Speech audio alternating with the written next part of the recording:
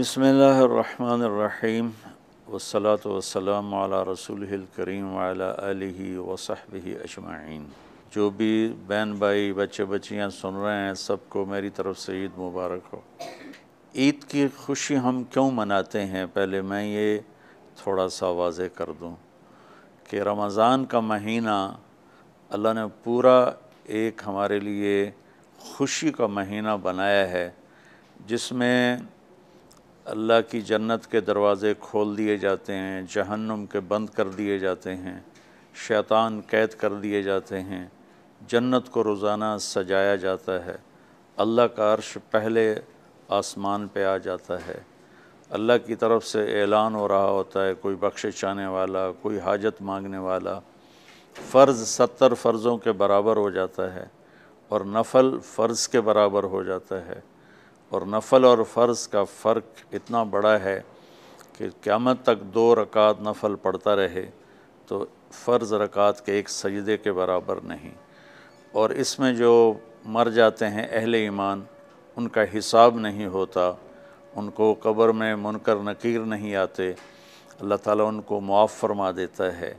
اس طرح 29 دن رات یہ سلسلہ چلتا ہے، اور آخری رات پھر اللہ تعالیٰ اعلان فرماتے ہیں کہ میرے بندوں نے رات کو قیام کیا، یعنی تراویح کی نماز پڑھی، دن میں روزہ رکھا، تو میں نے اس پر ان سب کی بخشش فرما دی۔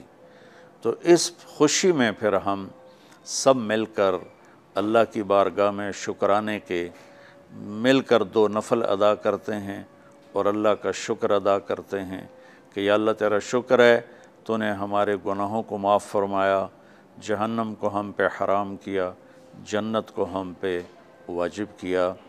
اصل تو عید کی خوشی کی یہ وجہ ہے۔ آپ عید کے لیے غسل فرماتے تھے اور اپنے کپڑوں میں سے اچھے کپڑے منتخب فرماتے تھے، اور فجر کی نماز کے بعد آپ اشراق نہیں پڑھتے تھے اس دن، باقی آپ کی ساری زندگی کا معمول تھا کہ فجر کے بعد آپ اشراق پڑھتے تھے، لیکن اس دن آپ اشراق نہیں پڑھتے تھے، غسل فرما کے پھر کچھ کھا کے، کوئی میٹھی چیز، کھجور ہی عام طور پر ہوتی تھی، کھجور کھا کے پھر آپ عیدگاہ کی طرف تشریف لے جاتے تھے اور پہلے نماز پڑھاتے تھے، پھر خطبہ ہوتا تھا، اور اس کے بعد جس راستے سے آپ جاتے تھے اس راستے کو چھوڑ کر پھر اور راستے سے گھر واپس آتے تھے، پھر وفود سے ملاقات کرتے تھے، سرداروں سے، صحابہ سے ملاقات کرتے تھے، اس میں کچھ کھانوں کا اہتمام بھی ہوتا تھا۔ اس طرح ایک عام روٹین کی عید ہوتی تھی آپ کی، ملاقاتیں کرنا، کھانوں میں جانا اور اچھے کپڑے پہننا، سب کو خوشی سے ملنا، یہ عید الفطر پر آپ کا یہ معمول تھا۔ باقی جو اداسیاں ہیں، ڈپریشنیں ہیں، اس کی وجہ آپس کی محبتوں کا کم ہو جانا ہے، اور دنیا کی ایسی دوڑ جس نے اپنے آپ کو بھی بھلا دیا ہے، اور آپس کی نفرتیں ہیں اور آپس کے بغض حسد ہیں، ان منفی جذبوں نے ہماری خوشیوں کو دھندلا دیا ہے، ورنہ رمضان کا ہر لمحہ خوشی کے لیے ہے اور عید اس کی پیک ہے، اور پوری زندگی اللہ راضی ہو رہا ہو تو خوشی ہی خوشی ہے۔ ہمیں اپنے ملک سے، اپنی نسل سے آپس کی نفرتیں، حسد، بغض یہ مٹانے ہوں گے، تب جا کر ہمیں حقیقی خوشیاں حاصل ہوں گی۔ میں اس عید کے خوشی کے موقع پر اپنی قوم سے ہاتھ جوڑ کے اپیل کروں گا کہ جھوٹ بولنا چھوڑ دیں، دھوکہ دینا چھوڑ دیں اور ظلم کرنا چھوڑ دیں۔ مذہبی نفرت نے ہمیں تباہ کر دیا، سیاسی نفرت نے ہمیں تباہ کر دیا، صوبائی قومی نفرت نے ہمیں تباہ کر دیا، آپس کی رنجشوں کی نفرت نے ہمیں تباہ کر دیا۔ میں ساری قوم کے سامنے جھولی پھیلا کر چاروں صوبوں کے رہنے والوں سے اور ہر مکتب فکر سے متعلق اہل ایمان سے یہ درخواست کرتا ہوں کہ آئیں ہم سچائی کو اپنا ساتھی بنائیں اور دیانتداری سے اپنے آپ کو آراستہ کریں اور انصاف کا ساتھ دیں، نہ ظالم بنیں نہ ظالم کا ساتھ دیں۔ اسلام 2 چیزوں کا مجموعہ ہے، ایک اللہ کا حق ہے جو عبادات کی شکل میں ہے، اور ایک اللہ کے بندوں کا حق ہے جو اخلاقیات اور معاملات اور معاشرت کی شکل میں ہے۔ یہ دونوں کمپلسری پیپر ہیں، دونوں لازمی پیپر ہیں، ان دونوں میں پاس ہونا ضروری ہے۔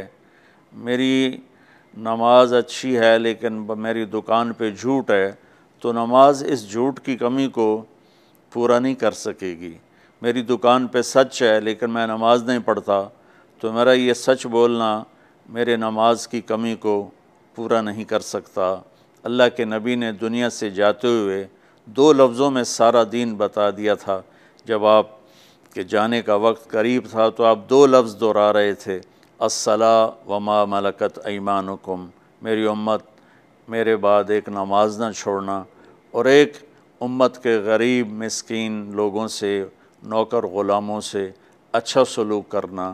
یہ 2 الگ الگ ڈیمانڈ ہیں۔ جیسے پانی پینے سے روٹی کی کمی پوری نہیں ہو سکتی، اور روٹی کھانے سے پانی کی کمی پوری نہیں ہو سکتی۔ یہ دونوں الگ چیزیں ہیں۔ اخلاق کو عبادت کی کمی پر نہیں کر سکتی، اور عبادت کی کمی اخلاق کو اور اخلاق کی کمی کو عبادت پورا نہیں کر سکتی۔ ان دونوں چیزوں میں پاس ہونا ضروری ہے، تب جا کر ایک معتدل معاشرہ وجود میں آتا ہے۔ ایک حدیث سنا کے بات ختم کرتے ہیں۔ میرے نبی وضو فرما رہے تھے تو صحابہ آپ کے وضو کا پانی گرنے نہیں دے رہے تھے، نیچے سے لے کر کوئی پی رہا تھا، کوئی منہ پہ مل رہا تھا۔ تو آپ نے فرمایا ما یحملکم علی ھذا، یہ کیا کر رہے ہو؟ وہ کہنے لگے یا رسول اللہ، اللہ اس کے رسول کی محبت میں کر رہے ہیں۔ تو آپ نے فرمایا میں تمہیں بتاتا ہوں اللہ اس کے رسول سے محبت کرنے والا کون ہوتا ہے۔ فَلْيُسْتِقِ الْحَدِيثَ اِذَا حَدَّثَ، اللہ رسول سے محبت کرنے والا وہ ہوتا ہے جو ہمیشہ سچ بولتا ہے۔ فَلْيُؤَدِّ الْأَمَانَةَ اِذَا تُؤْمِنَ، جو ہمیشہ امانت داری سے کام لیتا ہے، کبھی دھوکہ فراڈ نہیں کرتا۔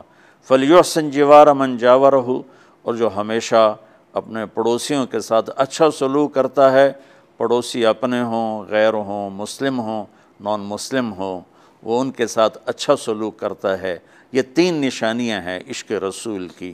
یہ 3 باتیں میری قوم اپنا لے تو یہ اندھیرے اجالوں میں انشاءاللہ تبدیل ہو جائیں گی۔ دنیا کے لیے قانون ہے اللہ تعالیٰ کا کہ جس قوم میں انصاف، دیانتداری اور سچائی ہوگی انہیں اللہ عروج دے گا، وہ مسلم ہو یا نان مسلم ہو۔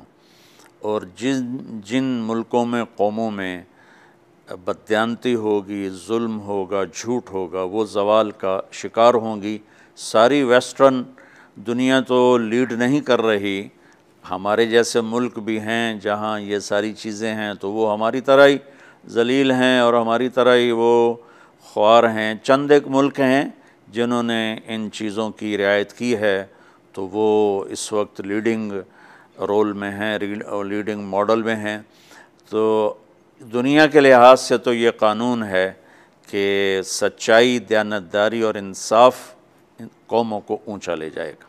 آخرت میں اللہ تعالیٰ نے اعلان کیا ان اللہ لا یغفر ان یشرک بہ ویغفر ما دون ذلک لمن یشاء۔ آخرت میں کامیابی کا آخری فیصلہ ایمان پہ ہوگا کہ اللہ تعالیٰ کا فرمان ہے میں شرک معاف نہیں کروں گا، اس کے علاوہ میں جسے چاہوں معاف کر دوں۔